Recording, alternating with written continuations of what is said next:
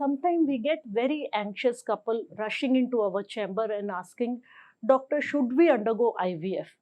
Not every couple who comes into our chamber needs an IVF treatment. There are certain set of indication where we suggest IVF to the couple.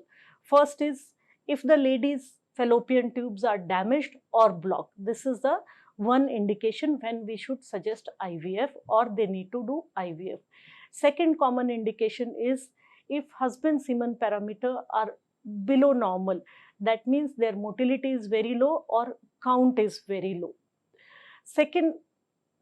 Third indication would be if husband doesn't have a semen in ejaculate, sperm in ejaculate, but through needle or by surgical process, if we are able to take out the sperm by TISA or PISA, such sperm should be used only by the method of IVF and ICSI. This is the another indication. Nowadays, most common indication what we find out is advanced age of the female partner. As more and more people are pursuing their education, getting married late or want to conceive later, we are receiving many girls who are more than 35 years. In such patients, if they are not conceiving by other means, we decide for IVF very early. And another major category is unexplained infertility. That means where even after 3 to 4 cycles of IUI, the couple is not able to conceive. These are the one who should go ahead for the IVF. Sometimes for some reason we need donor eggs. These are the patients who will get pregnant by the IVF.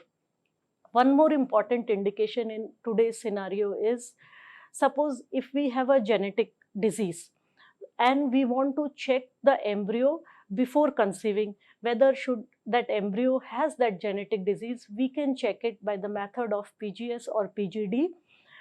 Such cases also needs IVF because for to do PGS or PGD, we need to make embryos. So these are the another indication for doing an IVF. Then those who have endometriosis, grade 3, grade 4 endometriosis patients also needs IVF. If a lady has patent tube, if the husband semen parameters are normal and there is no other medical condition where we need an IVF, the couple even can undergo IUI.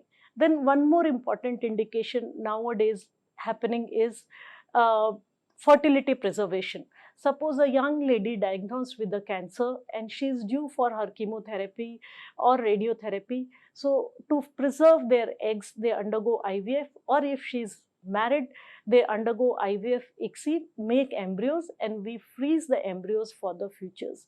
So these are the common indication where we suggest IVF to the couple.